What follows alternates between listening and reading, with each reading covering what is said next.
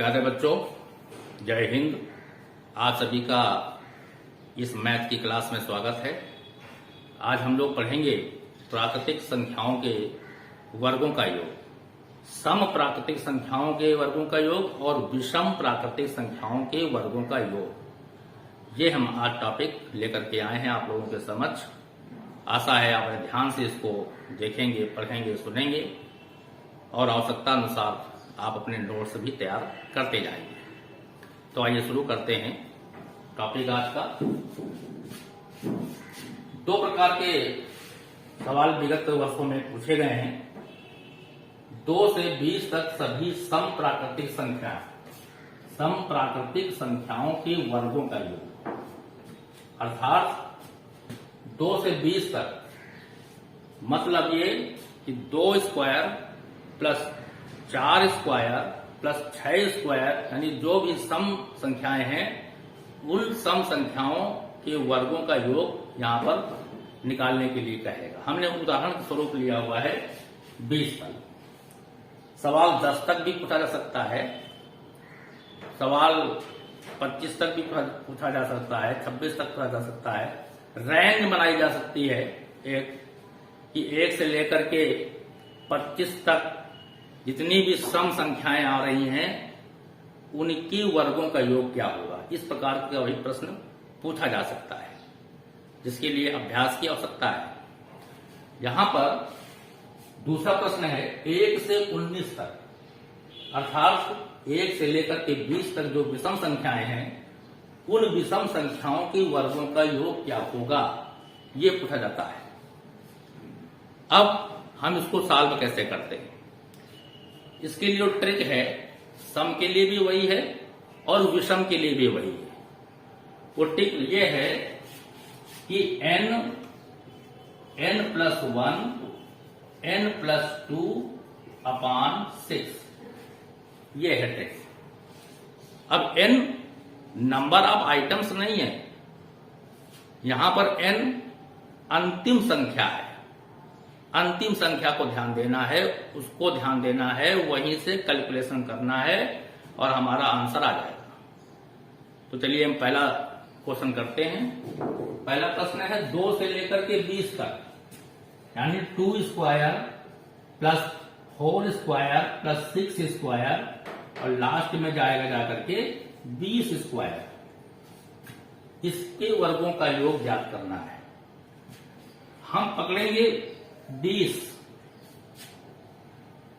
पकड़ेंगे, n बराबर 20 है और हमने कहा है कि n अंतिम संख्या है, ये काउंटिंग नहीं है 1 2 3 4, ये नहीं है, अंतिम संख्या का ये मान है। तो उस मान को पकड़ेंगे और इस फार्मूले में रख देंगे। कैसे? 20 लिखा, n प्लस 1 20 में एक जोड़ा 21 हो गया, इसमें 2 जोड़ा हमने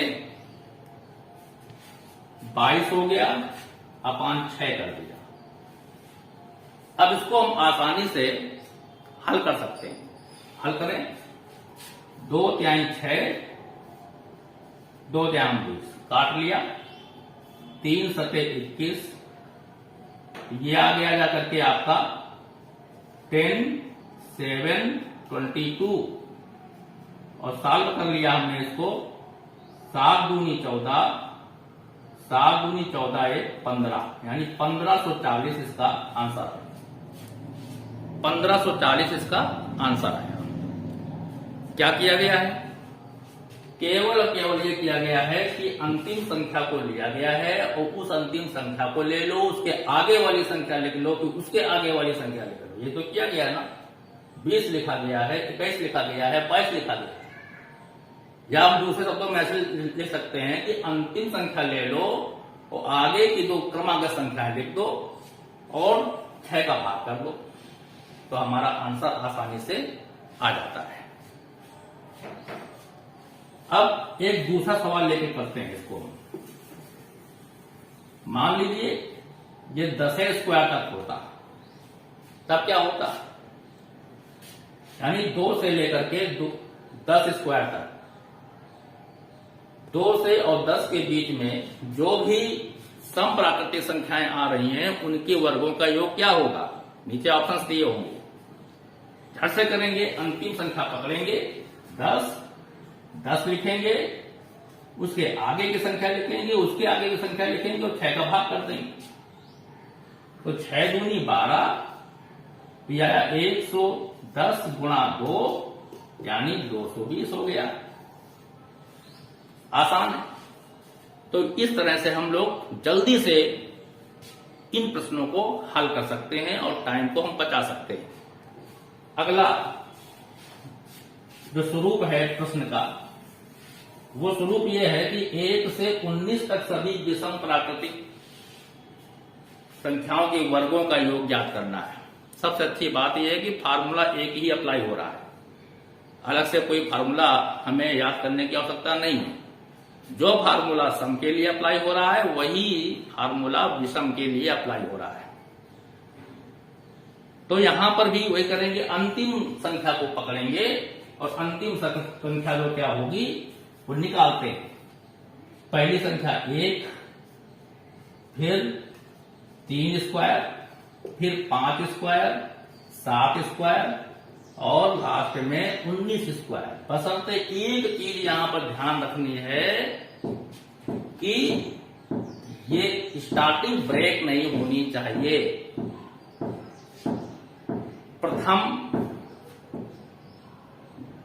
20 प्राकृतिक संख्याओं के बीच में जो विषम प्राकृतिक संख्याएं आती हैं उनके वर्गों का आपने पढ़ा है कि सबसे छोटी विषम प्राकृतिक संख्या क्या होती है, तो 1 होती है। तो यहां पर 1 लिखा हुआ है। ये ऐसा नहीं होना चाहिए कि 3 स्क्वायर से चालू हो, फार्मूला ही वही लगेगा। तो उसके लिए फार्मूला अलग है, तरीका अलग है। यदि आप चाहेंगे तो बताएंगे भी उसको। पहले अभ्यास इसका कर लेते हैं। 1 स्क्वायर प्लस 3 स्क्वायर, लास्ट का नंबर है हमारा 19। 19 को पकड़ा, 19 के आगे हमने 20 लिखा, 20 के आगे 21 लिखा और 6 का भाग कर दिया। आसानी से इसको हम लोग सॉल्व कर सकते हैं। सॉल्व करिए इसको। 2 तिहाई 6, 2 तिहाई 20 और 3 सते 21। 190 गुणे 7 कर दीजिए, 0 हो गया। 7 9 63 हो गया, 6 कैरी आया, 7 का 7 और 7 और 6 13, यानी 1330 जो हो गया करके इसकी प्राकृतिक संख्याओं के वर्गों का योग। तो आपने देखा 190 गुणा 7 और आसानी से इसको आपने निकाल लिया। तो दोनों आप देख रहे हैं कि इस तरह से जो ये फार्मूला है वो चाहे सम प्राकृतिक संख्याओं के वर्गों का योग निकलवावे, चाहे विषम प्राकृतिक संख्याओं के वर्गों का योग निकलवावे, दोनों में फार्मूला यही अप्लाई होगा। तो इस प्रकार से आपने देखा कि सम और विषम प्राकृतिक संख्याओं के वर्गों का योग हम आसानी से ज्ञात कर सकते हैं। एक प्रश्न जरूर आता है, अभ्यास करते रहिए, निरंतर अभ्यास की आवश्यकता है इसमें।